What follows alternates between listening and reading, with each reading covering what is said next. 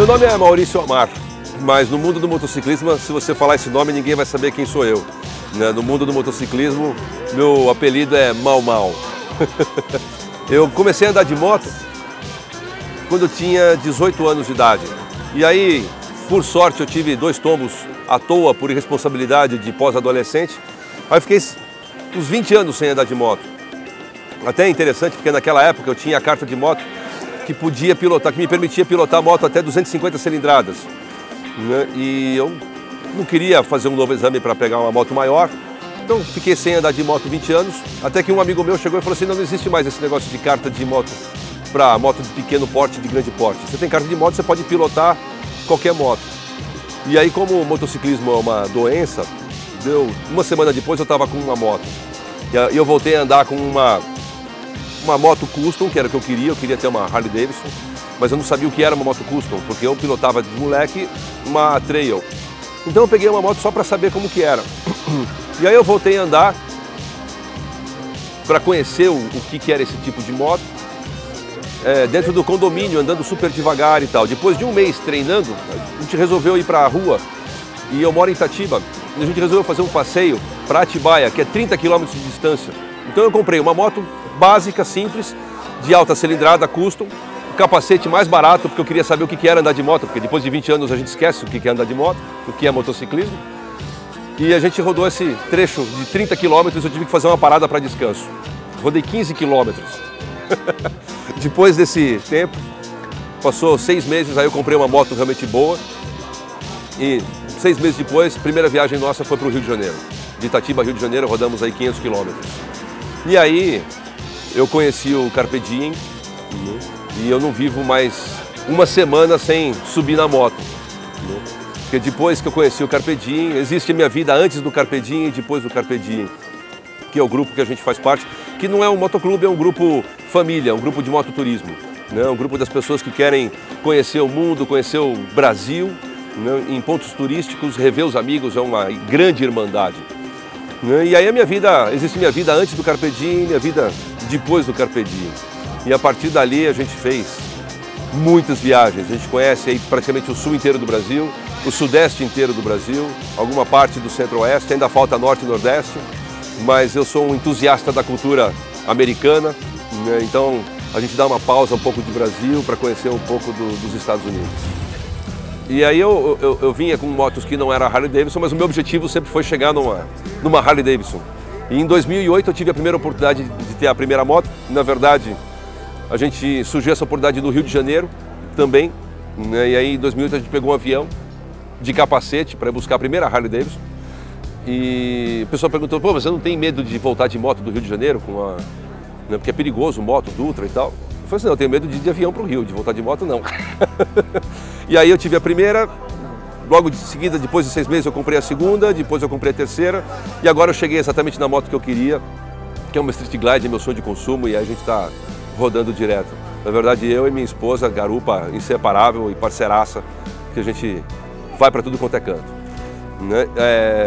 Em viagens para fora do Brasil, nós fizemos uma em 2011, sozinho, pesquisando em Google.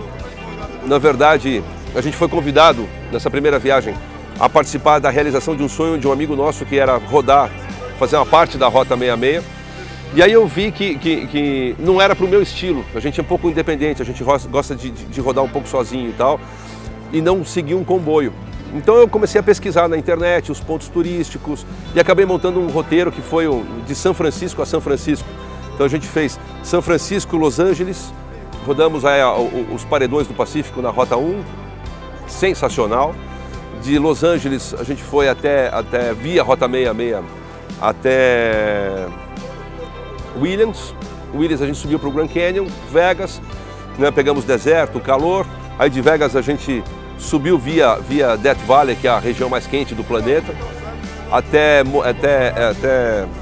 as montanhas, uma região alta, até Yosemite, que é frio, e terminamos a viagem em São Francisco.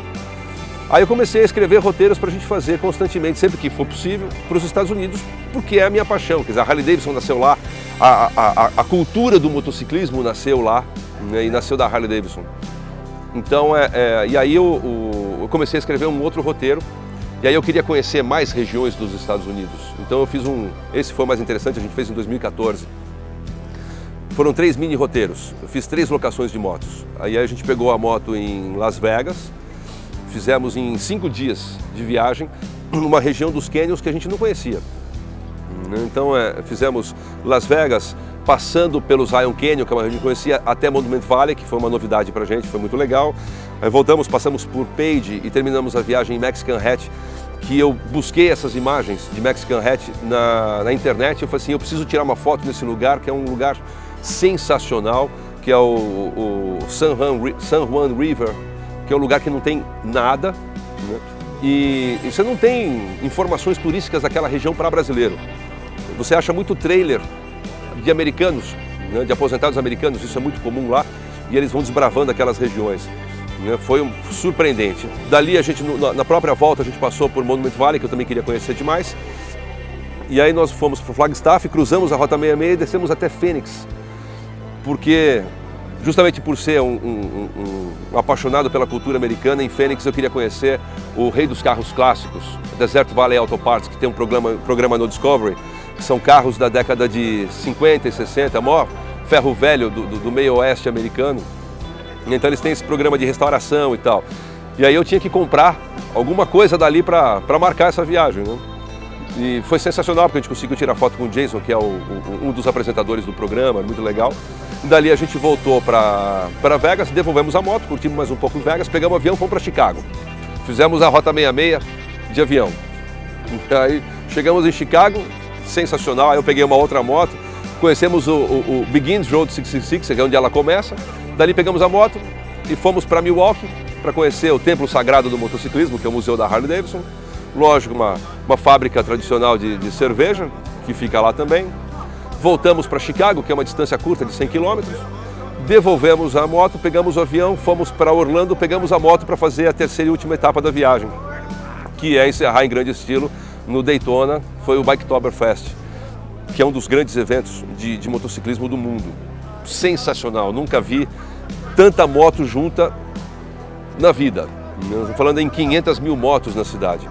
Então é sensacional, né? Você tem a Main Street, é um desfile de moto, né? Você demora um pouco para conseguir um lugar bom para sentar numa varanda e ficar vendo as coisas mais absurdas que passam naquela rua, né? Desde motos até bicicleta, né? Tem uma Electra Glide que o cara está parado, a hora que ele sai pedalando, porque na verdade não é uma Electra Glide, é uma bicicleta, né? Até a Hot Rod, então assim, você se diverte muito lá. E assim, tem bares e tem ranchos sensacionais, né, em Daytona.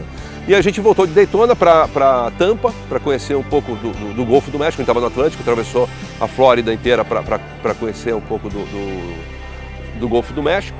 Passamos uma noite lá, voltamos para Orlando e viemos embora para o Brasil. Então essa foi a viagem mais marcante, porque eu acredito que foi a última, mas a mais marcante vai ser a próxima, né, que está programada, que é sair de Vegas e ir para Daytona de moto. Então a gente vai fazer um pouco da Rota 66, que a gente não conheceu, que é de Williams até Oklahoma. De Oklahoma a gente desce para o Texas, para conhecer um pouco desse estado que é Estados Unidos puro, né? É o country, o caipira americano, mas tem muita coisa, né, que acontece lá, né? Só fazendo uma parada antes, uma etapa antes, que é descendo, passando por Phoenix, porque são as grandes customizadoras de motos dos Estados Unidos, estão em Phoenix, né? Então a gente conhece algumas customizadoras, volta para a Rota 66 e depois desce para Dallas, para o Texas, Dallas, Houston, New Orleans, fazer um pouco da Rota do Blues, e por ali, por baixo, pelo Golfo, a gente vai para a Flórida para encerrar de novo o passeio no Biketoberfest. Então esse é o roteiro que a gente pretende fazer. Existe um impasse muito grande, a gente fica tirando sarro um do outro, de BMW contra a Harley Davidson, né? Então assim, a BMW é uma moto de mais tecnologia, não faz barulho, roda lisinho, eles ficam chamando a nossa moto Harley Davidson de britadeira, né? E a gente chama a BMW de enceradeira e tal. Mas eu, quando comprei a primeira Harley Davidson, eu fiquei super orgulhoso, falei assim, nossa, isso aqui é uma moto pesada, mas é pesada que é um absurdo de peso, né?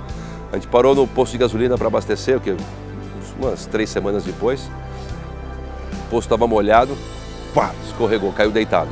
Aí dizem que tem aquela história, né? Que existe um motociclista que já caiu e um motociclista que vai cair, são as duas categorias. E aí eu dou graças a Deus, falo assim, se isso daqui foi um tombo, ótimo que foi assim, no posto de gasolina. Mas é um tombo que machuca demais o ego. Porque você não tem vontade de levantar a moto, você tem vontade de sair correndo e se enfiar no banheiro do posto e não sair mais. Porque é realmente vergonhoso, cair parado, né? Agora, na primeira viagem que nós fomos para os Estados Unidos, nós fomos em 3 casais. Né? E a gente começou a fazer um ranking, porque os outros 2 casais, um tinha uma Goldwing, que é da Honda, e o outro tinha uma BMW. São motos mais leves, são essas motos da categoria enceradeira que a gente chama, né, de Harley Davidson. Mas nos Estados Unidos eles ficaram constrangidos em alugar as motos que eles costumam andar no Brasil. Então eles alugaram Harley Davidson. Resultado, o primeiro tombo aconteceu numa ladeira de São Francisco. Concordo, não é fácil parar numa ladeira de São Francisco, né, mas parou no semáforo, subida, né, tentou controlar o câmbio para não descer, mas não conseguiu controlar a lateral, a moto deitou. Então a gente foi assim, 1-0. Aí na descida deitou outro, né? Ficou 1-0. Eu fui o único que não caí. E todo mundo falou assim, porque você tem Harley Davidson, você está acostumado, a gente não está acostumado com esse peso todo, então por isso que a gente está caindo. Resultado, caiu 3.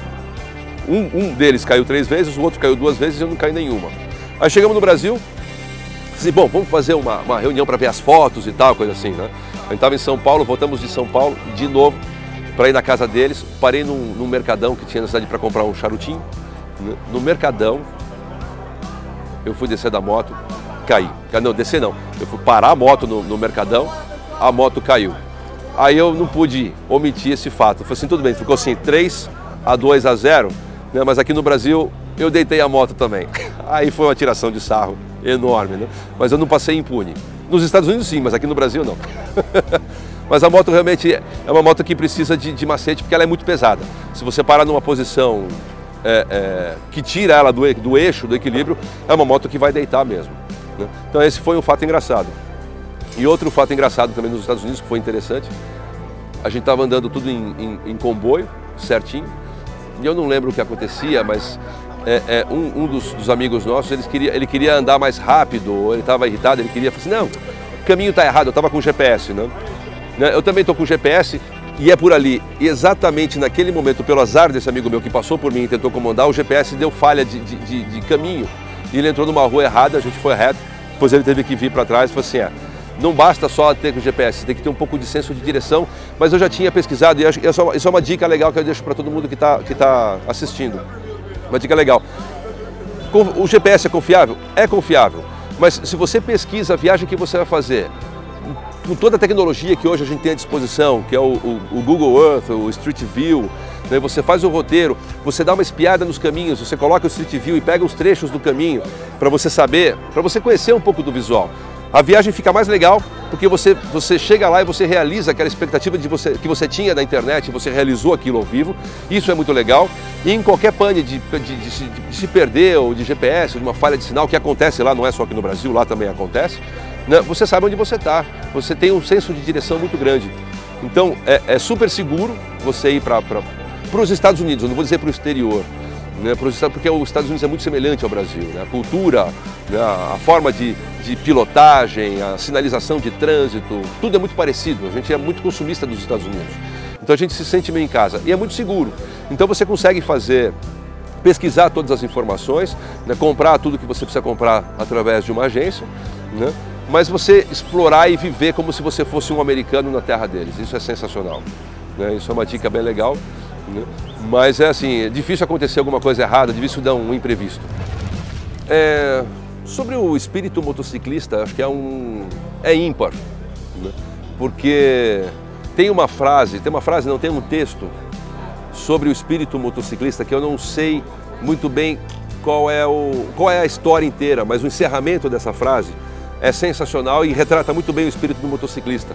Que você está na estrada e você vê uma criança dentro de um carro que ela fica acenando e fazendo tchau para o motociclista e no final, e aí ele vai contando alguma coisa do espírito motociclista e no final ele fala, a criança ela acena para o motociclista porque na terra os anjos se cumprimentam, né?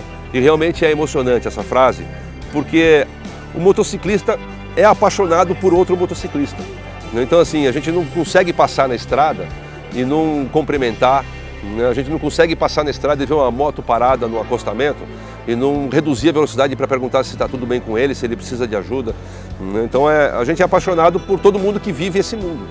Então isso não é só uma coisa do Carpe Diem, isso é uma coisa de todo mundo, né? Existem motoclubes que são tem alguns motoclubes que são radicais, né? Existem os grupos de mototurismo, que é uma coisa mais família, mas não deixa de existir a solidariedade e a paixão de um pelo outro, por isso que a gente se cumprimenta com um beijo, porque todo mundo é apaixonado por todo mundo. E sobre a experiência do Riders, a gente tem que dar os parabéns pela iniciativa, porque tudo aquilo que divulga essa cultura do motociclismo, que muitas vezes não é compreendida pelo motorista, né? Existe um caso diferente. Eu entrei no Carpe Diem em 2006 e naquela ocasião existiam os comboios, a gente fazia muita viagem em comboio, viagem curta e às vezes viagem longa. Então assim, era muito tradicional a gente ir para o sul do Brasil, em Balneário Camboriú, em Florianópolis, mesmo no Rio de Janeiro, ia em comboio. Tinha escolta da Polícia Rodoviária Federal, mas era mais fácil para a escolta conduzir todo o comboio. Porque acho que as pessoas, os motoristas não eram, e eu sou motorista também, então quer dizer, eu também me incluo nessa, né? Eram mais pacientes. Eu acho que hoje o trânsito do Brasil é tão ruim, né? E surgiu aí um volume de motoristas tão despreparados que deixou o trânsito muito caótico e isso diminuiu a paciência dos motoristas. E eu me incluo nisso também, né? Então ficou difícil fazer comboio.